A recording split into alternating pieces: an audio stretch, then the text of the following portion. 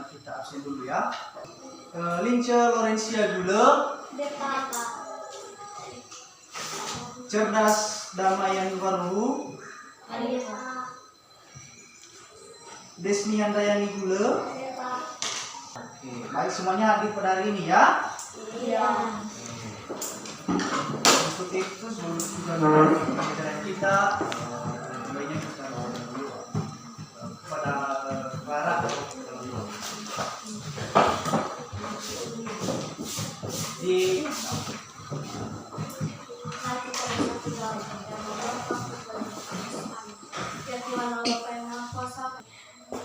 jangan menjadi kehendak kami, melainkan kehendak Tuhan jadi. Amin. Amin.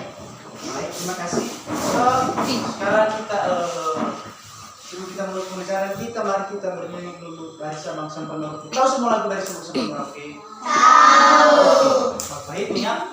Dari Sabang sampai Merauke. Bisa itu? Bisa. 1, 2, 3.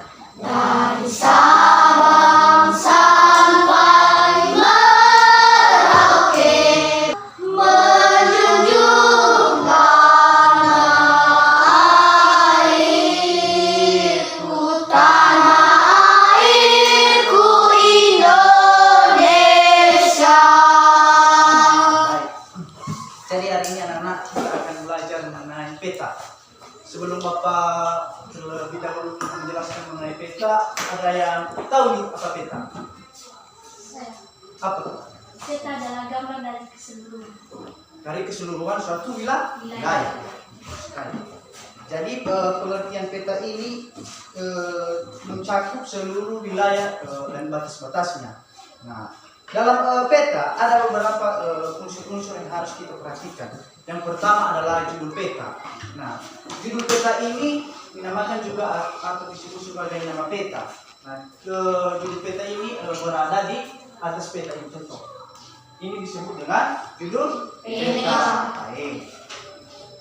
Terus garis tepi peta. Nah, garis tepi peta adalah batas-batas pinggir gambar peta. Fungsi garis tepi untuk menulis angka derajat antagonis. Jadi garis tepi peta itu ini. Coba perhatikan, ini adalah garis-garis peta. Oke. Seterusnya legenda. Nah, ini legenda adalah keterangan yang menjelaskan simbol-simbol pada peta. Jadi simbol-simbol yang ada dalam seluruh peta ini adalah tercampur dalam legenda ini. Ini adalah contoh pada gambar peta tersebut, ada contoh legenda kan? Oke. Adapun beberapa warna dalam legenda. Pertama, warna hijau menunjukkan dataran rendah. Jadi kalau di dalam peta menunjukkan warna hijau, contohnya ini. Berarti ini termasuk dataran rendah. Nah, kalau warna kuning menunjukkan dataran tinggi. Ini contoh. Ini contoh adapun di dalam legendanya disebut pegunungan mulut. Berarti kita tahu kalau pegunungan itu berarti dataran tinggi. Oke. Dan warna coklat menunjukkan daerah pegunungan. Nah, ini juga termasuk warna coklat, ini daerah pegunungan.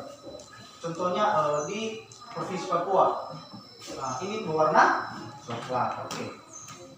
Yang putih menunjukkan puncak pegunungan yang tertutup salju. Nah, untuk di Indonesia peta warna putih ini memang ada, tapi belum di Papua Nugini, karena puncak tertinggi itu ada di Papua Nugini. Emang ada sebagian dari Indonesia, tapi tidak tertutup salju.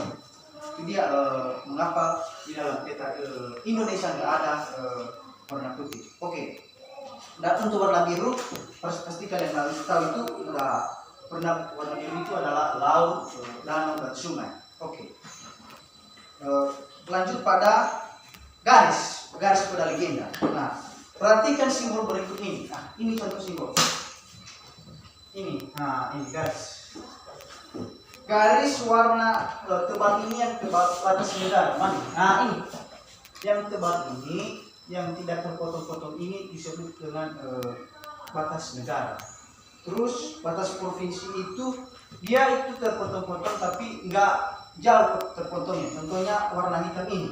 Nah, berarti dari contohnya Provinsi Sumatera Utara berbatasan dengan Provinsi Sumatera Barat. Oke. Terus lanjut pada 3 gambar. Nah, ada berapa gambar dalam simbol peta? Coba perhatikan, ada berapa gambar dalam simbol peta. Untuk gambar ibu kota provinsi ini, itu dia itu berbentuk kotak, tapi ada lingkaran di dalamnya. Berarti? Oke. Lanjut untuk ibu kota kabupaten, dia itu berbentuk lingkaran, tapi di dalamnya sudah dihitamkan. Jadi contoh untuk ibu kota kabupaten ini, contohnya di Medan. Nah, Medan ini di garis lihat, baru di dalamnya dihitamkan, dibuat lingkaran baru dihitamkan. Terus untuk kota kecamatan lain itu berbentuk lingkaran aja seperti ini. Contohnya kabupaten dan Kabupaten Pagar Alam, Kabupaten Kediri yang dibulatkan, yang dibuat dalam lingkaran. Seterusnya untuk simbol berikutnya berbentuk gunung. Nah, untuk anak-anak sekalian, berbentuk gunung ini ada perbedaannya. Ada yang disebut dengan gunung aktif dan ada yang disebut dengan gunung tidak aktif. Warnanya pada kalau gunung berapi atau gunung aktif itu ditandai dengan warna segitiga merah. Di dalam peta ini coba kita cari mana yang segitiga merah. Oh, ini contoh yang ada di Kerinci. Nah, berarti gunung yang ada di Kerinci itu sudah kita tahu bahwa gunung tersebut masih aktif, makanya berbentuk segitiga merah di dalam peta. Kalau untuk segitiga hitam disebut dengan gunung tidak berapi atau gunung tidak aktif.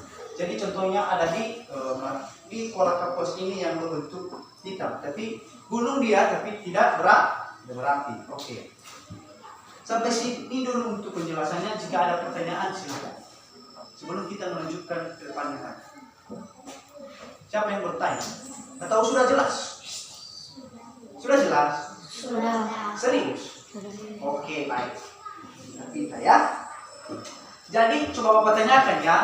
Kalau segitiga berwarna merah itu disebut gunung apa?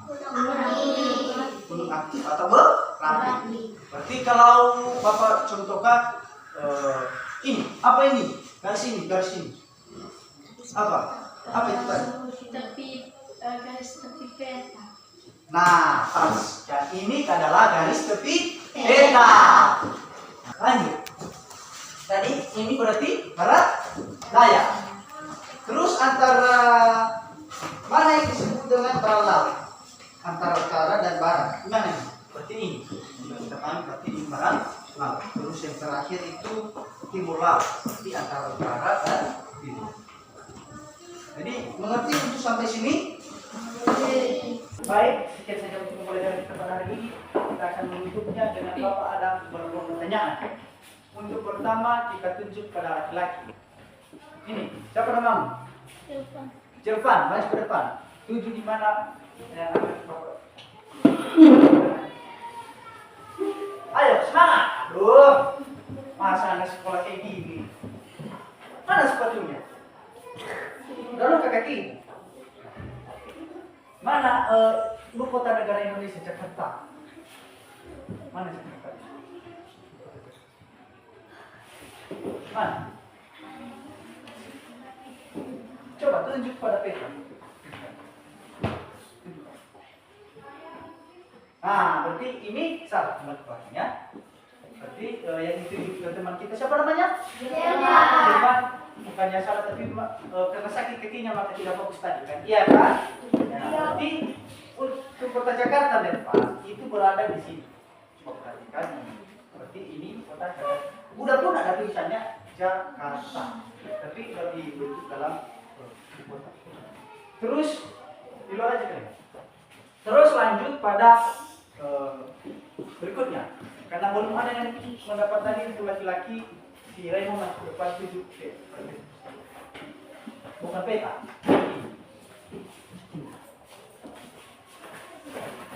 Di dalam skala ini, di arah mata angin ini, di mana Tenggara?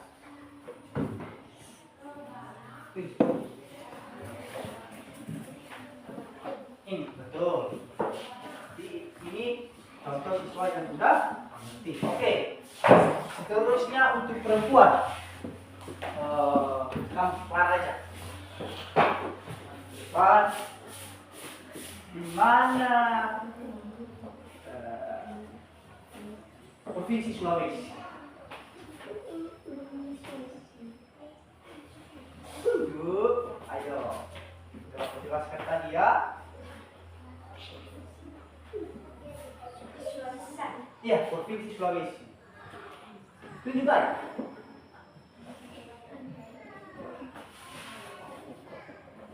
Mana di Provinsi Sulawesi Utara, mana Provinsi Sulawesi Barat, Provinsi Sulawesi. Makanya, mana Pulau Sulawesi? Ini, terus. Ini berarti Pulau Sulawesi. Terus kota Manado untuk Provinsi Sulawesi Utara di mana? Manado. Tuh. Ini berarti ya. Terus lanjut. Masuk ke depan. Nah.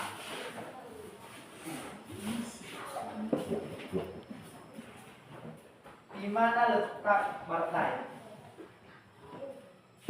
Teruskan.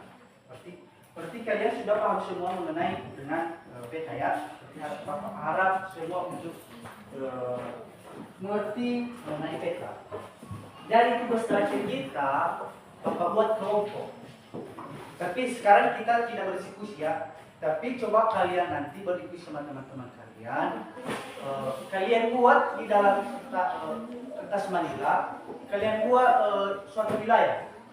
Contohnya dari rumah menuju ke sekolah. Jadi kalian buat dari kalian beri jalan, kalian beri batas desa, kalian beri kecamatan, di mana ibu kota desa. Tapi terserah kalian. Yang bentuk apa? Contohnya contohnya kecamatan mak. Berarti kalian buat seperti ini. Terserah. Meskipun kota, meskipun pulau. Jadi tugas kalian membuat peta wilayah kecamatan mak. Untuk referensi kalian, coba kalian tanyakan pada abang-abang kalian dan bapak ibu guru yang lain, manakala mereka bisa membantu kalian. Jadi untuk kelompok 1 itu ini, untuk kelompok 2 ini, untuk kelompok 3 ini, untuk kelompok 4. Jadi harap penyerahannya batas 2 minggu. Kalau tidak selesai dalam 2 minggu, berarti kelompok tersebut gagal dalam mengikuti pembelajaran Bapak. Oke? Mengerti? Mengerti. Sekarang masuk kita pada kesimpulan. Jadi apa kesimpulan pembelajaran kita pada hari ini? Siapa yang bisa menyimpulkan pembelajaran kita pada hari ini? Kamu. Kesimpulan pada pembelajaran ini, saya sangat mengerti atas segala maupun simbol peta ataupun